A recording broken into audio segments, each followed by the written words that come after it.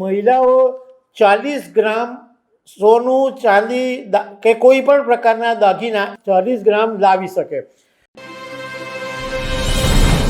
ભારત સરકારે baggage rules 2026 બનાવ્યા છે. મતલબ કે તમે વિદેશથી આવો અને એ સામાનમાં તમારી સાથે તમે જે સોનું લાવો, સોનાના ઘરેણાં લાવો, એના કેટલાક જે નિયમો છે એ ફેરફાર કર્યા છે. અને આ નિયમો છે એ રાહત આપનારા છે.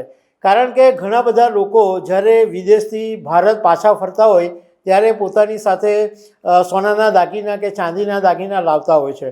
તો આમાં જે નિયમો ફેરફાર થયા છે એના વિશે હું તમારી સાથે વાત કરીશ. મારું નામ રાજેશ શાહ છે અને તમે જોઈ રહ્યા છો ગુજરાતના સૌથી મોટા ડિજિટલ પ્લેટફોર્મ ખબરછે.com. ભારતીય મૂળના લોકો જે પરત ફરતા હોય અને જે પ્રવાસી હોય એ લોકો જ્યારે બાય એર સોનું કે ચાંદી લાવતા હતા ત્યારે એની પર જે કિંમતની એટલે વેલ્યુ કેપ હતી એ હવે હટાવી દેવામાં આવી છે. હવે પહેલાં એ જાણી લઈએ કે જ્વેલરી લાવવા માટે જે નિયમ હતા એ 2016ના હતા. અને 2016ના જૂના નિયમો એવા હતા કે કોઈ પણ મહિલાઓ જ્યારે એ ભારતીય હોવી જોઈએ અને એ ભારતમાં મતલબમાં ભારત આવતી હોવી જોઈએ. તો મહિલાઓ માટે 40 ગ્રામ સુધીની મૂલ્ય 1 લાખ રૂપિયા, 40 ગ્રામ સુધીનું મૂલ્ય વજન અને 1 લાખ રૂપિયા સુધીની મર્યાદા એની ડ્યુટી ફ્રી હતી. એટલે 2016માં એવું હતું કે તમે 40 ગ્રામ સોનું લાવો પણ એની વેલ્યુએશન 1 લાખ રૂપિયાથી વધારે નહીં હોવી જોઈએ. જો વેલ્યુએશન 1 લાખ રૂપિયાથી વધારે હોય તો ડ્યુટી ભરવી પડતી હતી. એમાં પુરુષો માટે 20 ગ્રામની મર્યાદા હતી અને વેલ્યુ જે હતી એ 50,000 રૂપિયા હતી. એટલે ક્યાં તો 40 ગ્રામ ક્યાં તો 1 લાખ સુધીની મર્યાદા. એવી જ રીતના પુરુષોમાં 20 ગ્રામ અને 50,000ની મર્યાદા. આમાં 2016ની અંદર 2016 પછી અત્યાર સુધીમાં કસ્ટમ વિભાગ અને લોકોને બધાને એ બાબતની મુશ્કેલી આવતી હતી કે સોના ચાંદીના ભાવો એટલા બધા વધતા હતા અને એ મૂલ્યની મર્યાદા વટાવી જતી હતી. જેમ કે 40 ગ્રામ સોનું પહેલાં ધારો કે 1 લાખમાં આવતું હતું, પરંતુ અત્યારે 10 ગ્રામ સોનું ધારો કે 1.5 લાખ રૂપિયાનું થઈ ગયું છે. તો 5 ગ્રામ જ સોનું લાવી શકે એવી હાલત. એટલે એને કારણે કસ્ટમ વિભાગને બહુ મુશ્કેલીઓનો સામનો કરવો પડતો હતો.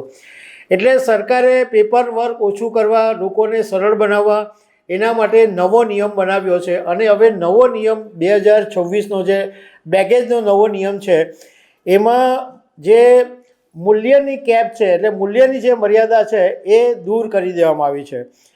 એટલે એનો મતલબ એમ છે કે મહિલાઓ 40 ગ્રામ સોનું, ચાંદી કે કોઈ પણ પ્રકારના દાગીના 40 ગ્રામ લાવી શકે. એટલે ગ્રામ જે છે એ એઝ ઇટ ઇઝ રાખ્યા છે, પણ એની વેલ્યુ ગમે એટલી હોય. એ 40 ગ્રામ સોનું તમારું 5 લાખનું થતું હોય, 10 લાખનું થતું હોય, ચાંદી 4 લાખની થતી હોય તો એનો વાંધો નહીં. તમને 40 ગ્રામ સુધી ડ્યુટી ફ્રી તમને લાવવા મળે. અને એવી જ રીતના સેમ પુરુષો 20 ગ્રામ સુધીનું સોનું લાવી શકે, એની પર બી કોઈ વેલ્યુ નથી. પણ એની ઉપર તમે લાવો એટલે 40 ગ્રામ ઉપર 41 ગ્રામ પણ સોનું જો લાવો તો પછી એની પર 1 ગ્રામ ઉપરથી એ ડ્યુટી શરૂ થઈ જાય. મતલબ કે હવે માત્ર દાગીનાનું વજન જ ધ્યાનમાં લેવાશે, વેલ્યુને ધ્યાનમાં લેવામાં નહીં આવે. બીજો એક ફેરફાર એ કરવામાં આવ્યો છે કે સામાન્ય ડ્યુટી ફ્રી એલાઉન્સ છે એ વધારીને 75,000 કરી દેવામાં આવ્યું છે. એ પહેલાં 50,000 હતું. મતલબ કે ભારતીય જે હોય, ભારતીય મૂળના પ્રવાસીઓ એ 75,000 રૂપિયા સુધીનો સામાન લાવી શકે અને એના ઉપર કોઈ પણ ડ્યુટી લાગતી નથી. પણ 75,000 રૂપિયાની ઉપર પછી ડ્યુટી લાગે. 18 વર્ષની ઉપરની કોઈ વ્યક્તિ હોય તો એ પોતાની સાથે લેપટોપ લાવી શકે અને એ એક જ લેપટોપ લાવી શકે જે ડ્યુટી ફ્રી હોય. પણ જો સાથે 2 લેપટોપ લાવે તો એની પર બીજા લેપટોપ પર ડ્યુટી ભરવી પડે.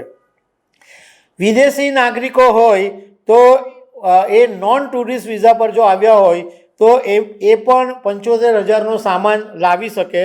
અને વિદેશી મૂળના જે પ્રવાસીઓ છે જે ભારત આવતા હોય એમને પહેલાં 15,000ની મર્યાદા હતી, એ વધારીને હવે 25,000 કરી દેવામાં આવી છે.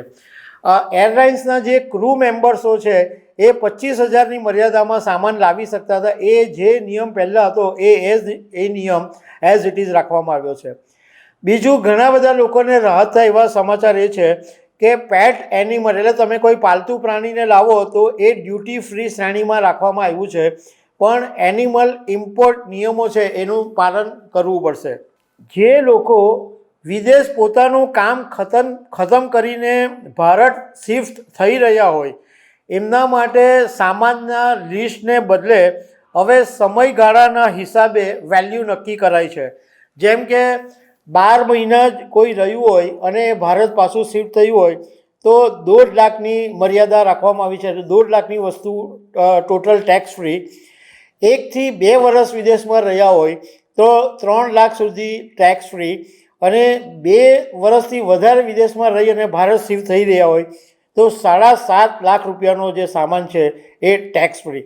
તો આ જે નિયમ બદલાયો છે એ ઘણા બધા જે લોકો વિદેશથી પરત ફરતા અને ભારતીય પ્રવાસીઓ છે એમના માટે આ બહુ મોટો ફાયદો છે. તો દર્શક મિત્રો, આવી અનેક વાતો સાથે અમે તમને મળતા રહીશું. Thank you very much.